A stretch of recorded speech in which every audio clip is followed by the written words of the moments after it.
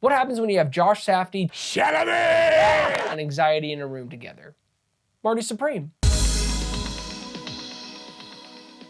Marty, a young man with a dream no one respects, goes to hell and back in pursuit of greatness. The Safdie brothers are one of the most unique creatives out there, giving us movies like Good Time, Right. and for two reasons why I loved both of them. One, it entertained me, but two, there was this sense of anxiety that I've never felt in a film before until I watched both of those. And here, this year of 2025, we have Benny doing The Smashing Machine, which I enjoyed, didn't think it was a bad film, and now Josh Safdie is here with his film with Timothee Chalamet. I always wondered which brother just loves the concept of chaos. Well, with Marty Supreme, I think we have our answer. In this wild odyssey is Marty, narcissistic, cocky, delusional, inspired, always thinking he is on top. And what better actor to play that kind of role than Timothee Chalamet? He is unbelievably entertaining in this film. You are rooting for him, but at the same time, you're laughing at him in these ridiculous scenarios that he gets himself in. This movie reminded me of my experience with Uncut Gems because you are following a character that is so full of themselves. They think they're gonna get out of any situation until they realize they can't,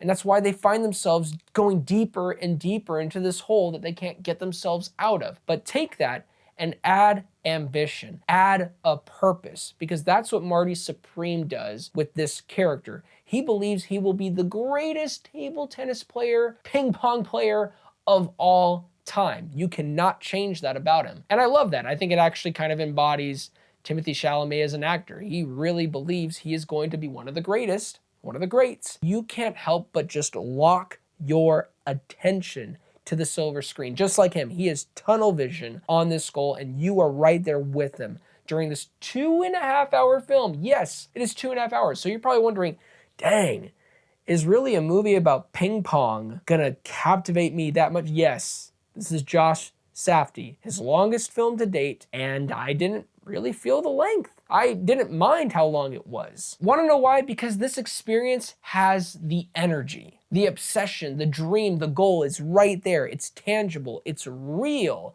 And what are you gonna do about it? Are you gonna just sit idly by, or are you gonna do whatever you can to get there? Josh Safdie partners yet again with Ronald Bronstein for the script, and this is without a doubt their wittiest one to date. It never holds your hand, it lets the characters reveal everything naturally. The relationship dynamics that Marty has with Rachel and Kay is quite interesting when you look beneath the surface of it. Paltrow adds a fascinating dynamic, someone who both feeds his ego and challenges his ambitions. Also representing the fantasy, the money side of success, and how fickle it really is and fake it is. And then there's Rachel, played by Odessa. She's gonna have a lot more work coming for her after this film because she is fantastic next to someone like Timothée Chalamet. This side represented someone who's also flawed, but more of the reality check of everything that is happening around him. She brings heart, comedy, and some tension-filled moments in the back half of the film. Let me be clear about this. If you are expecting a wholesome ping pong film, you might want to walk out of the door when watching this film. Yeah, there's ping pong in the beginning and in the final 10 to 15 minutes, and that's all great, but the real story is the chaos in the journey. Bad decisions, messy relationships, deals gone wrong,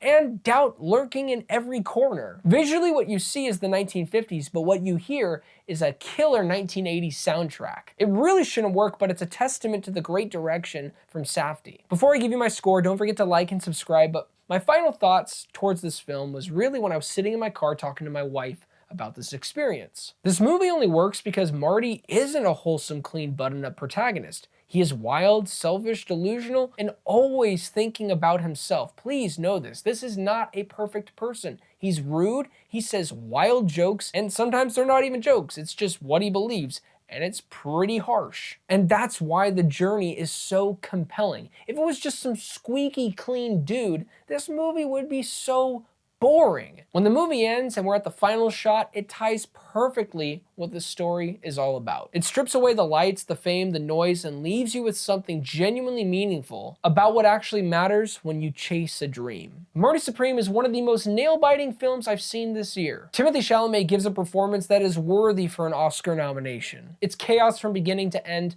and I loved it. An easy 9 out of 10. Well, thank you guys so much for watching this review. It really means a lot. Please don't forget to like and subscribe, but most of all, do not forget to be blessed.